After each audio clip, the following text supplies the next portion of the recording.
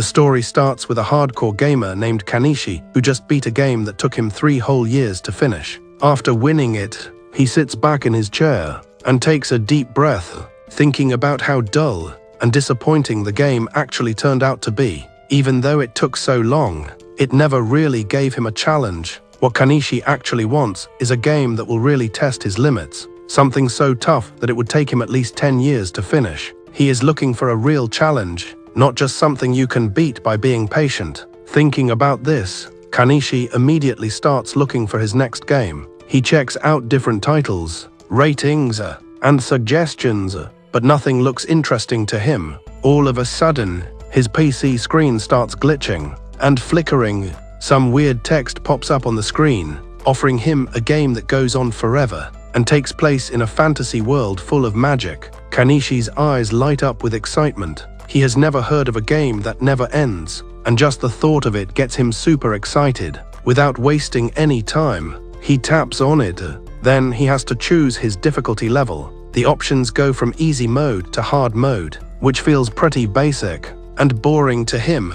But then, as he keeps scrolling down, he spots a hidden option at the very bottom called Hell Mode. This is something he has never come across in any game before. He gets incredibly hyped because he figures this might finally be the challenge he was searching for. Without thinking twice, he picks Hell Mode. Then, he picks the Summoner class and confidently hits the start button. The moment he clicks it, something weird happens. His monitor glows brightly, and before he can even react, he gets pulled right inside his computer monitor. Before he even realizes, he wakes up in a completely different world as a newborn baby, crying his lungs out after being born into a poor peasant family. Right after he is born, a man holds him gently and names him.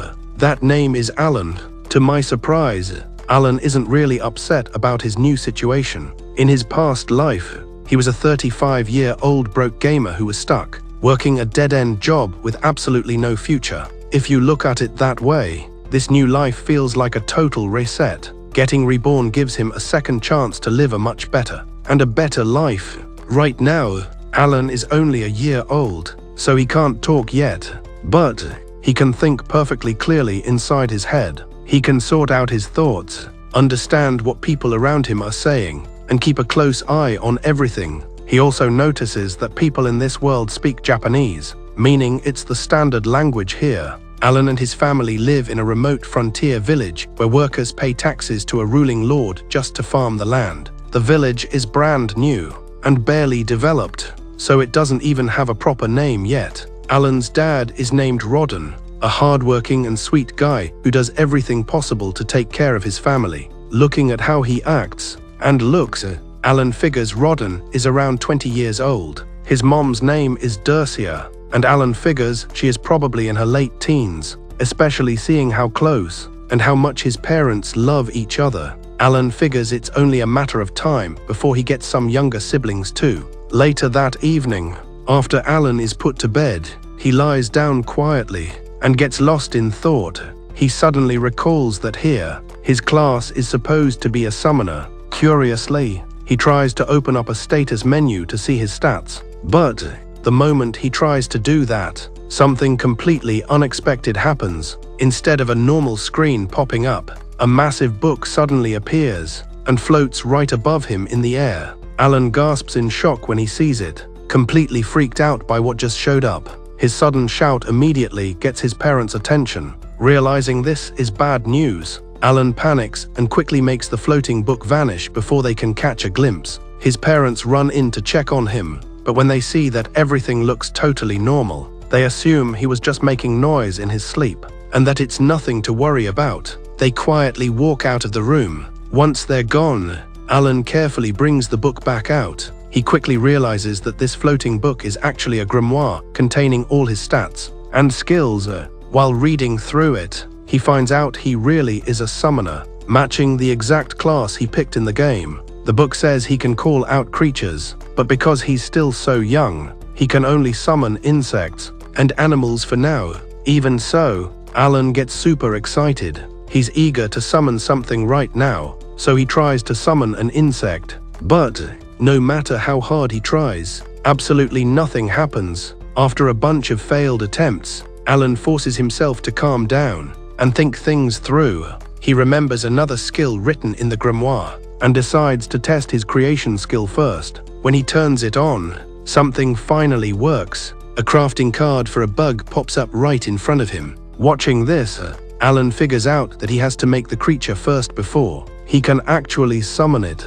Now that he has the crafting card ready, he gets ready to summon the insect properly. But right as he's about to do it, his mom walks in to check up on him. Alan reacts instantly, lying right back down and faking that he's asleep.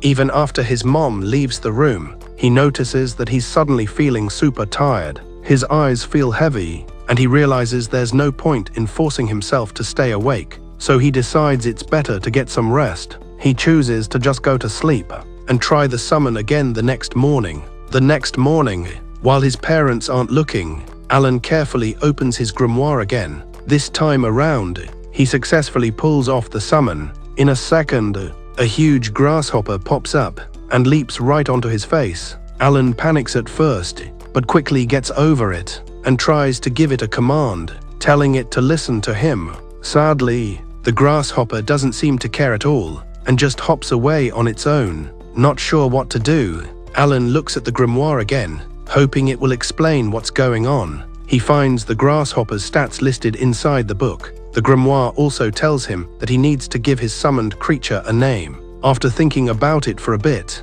Alan decides that Denka sounds like a pretty cool name for a grasshopper. Then he checks out his own stats and realizes that summoning Denka actually boosted his stats. But before he can even celebrate, his mom suddenly walks into the room. She notices Denka right away. Since she is absolutely terrified of bugs, she reacts without even thinking and smashes the grasshopper instantly. And out of nowhere, Denka just disappeared. After a few more days of messing around with his skills and testing different things, Alan finally manages to summon another creature. But this around, it's a little mouse that he decides to name Mousy. Sadly, Mousy turns out to be just as clueless as Denka was. He doesn't really listen to commands and mostly just does his own thing. But then, it wasn't like how it went with Denka. Mousy has a handy skill called Scurry, which lets him zoom around the room at super high speeds. Even though Mousy isn't very obedient, he will at least use Scurry whenever Alan tells him to, which makes Alan feel a little better about this summon. Alan spends the rest of the day carefully studying his grimoire. He reads through every single page over and over, trying to figure out how summoning actually works and what he needs to do to summon stronger monsters that will actually follow orders. He thinks of different ways, possible requirements, and skill combos, but no matter how hard he tries, he can't find a clear answer. Ultimately, all his hard work leads nowhere, leaving him feeling a bit annoyed. Later that day, Alan's dad, Rodden, finally gets back home. His clothes are covered in blood, and it's pretty obvious he just got back from a dangerous hunt. Rodden proudly tells Alan that he managed to take down a massive wild boar. He goes on to describe how huge and scary it was, and then asks Alan if he wants to go check it out. Upon hearing this, Alan gets incredibly excited. This would be the very first real monster he gets to see in this world. Seeing how hyped his son is, Rodden decides to bring him along. This is Alan's first time leaving the house, so he's totally thrilled. Right then, his dad points out a flock of birds called albahiron. During this time of year, they fly up north together, marking the start of autumn. Rodden then explains to Alan that he named him after the albahiron bird. After about a 10-minute walk, they reach the spot where the boar is being butchered. People are already gathered there, working together to cut up the beast. At the start, Alan is super excited as he stares at it from up close. But after looking at it more carefully, that excitement slowly turns into real fear. Seeing such a massive and seeing a strong monster up front makes him realize how scary it actually is. Alan realizes that if he had to take on something like this right now, he wouldn't stand a chance. After a little bit, a neighbor of theirs, a guy named Gerda, comes up to Rodden and praises him for beating the boar. Right after, the other villagers around also start celebrating. They all know that beating a boar like that is a tough job, and it's a pretty big deal. Rodden then introduces Alan to Gerda properly. Gerda is completely shocked to see how well behaved and polite Alan is, especially since he is just a 1-year-old. Moving past that, Alan asks Gerda how tough a boar really is. Gerda explains that boars are C-rank monsters by nature, and it usually takes about 20 people teaming up just to beat one. Hearing that, Alan quietly keeps that in mind. He realizes this gives him a solid idea of the kind of power levels in this world and what he might run into later on. 10 months down the road, Alan gets some great news. He finds out he has finally hit level 2 as a summoner. This level up lets him make G-rank creature cards, which is a massive step forward for him. Besides that, he gets a totally new skill that allows him to merge his summoned creatures together. The best part of all is that his storage space doubles. This means he can now carry twice as many buffs as before, boosting his potential strength big time. That evening, after finishing his dinner, Alan is more thrilled than at all. With a higher level and a new skill and bigger inventory, he excitedly gets ready to try out his merging technique for the first time. But Alan quickly ends up feeling let down when he realizes he still can't use his merging technique on his cards, even when his mana bar is completely full. Even if he gives it his all, or how carefully he follows the steps, the fusion skill just won't work. This really annoys him, but he gets that he's still way too young and doesn't have enough power yet. Time flies, and by the time Alan turns 3, he has made some serious and noticeable progress on his journey, working as a summoner. After tons of tries and a lot of practice, he finally pulls off the fusion technique on a few of his cards. Thanks to this, he manages to create a bird card, and the bird he gets out of it is named Chappie. Chappie has a cool special ability called voice mimicry, which lets him perfectly copy anything Alan says. The second Alan hears Chappie repeating his voice, he instantly figures out how useful this skill could be. He pictures using it to mess with enemies, bait monsters into traps, or create a distraction in the middle of a fight. Looking back at everything he has learned so far, he feels pretty good about how deep and detailed this world actually is. He honestly admits to himself that this place feels like the ultimate hardcore game, way beyond anything he ever played in his past life. By the time it hits 3 o'clock in the afternoon, one of the people Alan hangs out with, a girl by the name of Krina, comes over to hang out and play. Like always, they begin messing around like knights and having sword fights using wooden sticks. In the beginning, Alan totally underestimates her, thinking it's going to be an easy win for him. But, to his shock, Krina is way quicker and more agile than he thought. She moves fast, dodges his swings, and hits right back before he can even react. Alan really struggles to keep up with her speed, and before he even realizes what happened, he loses the match.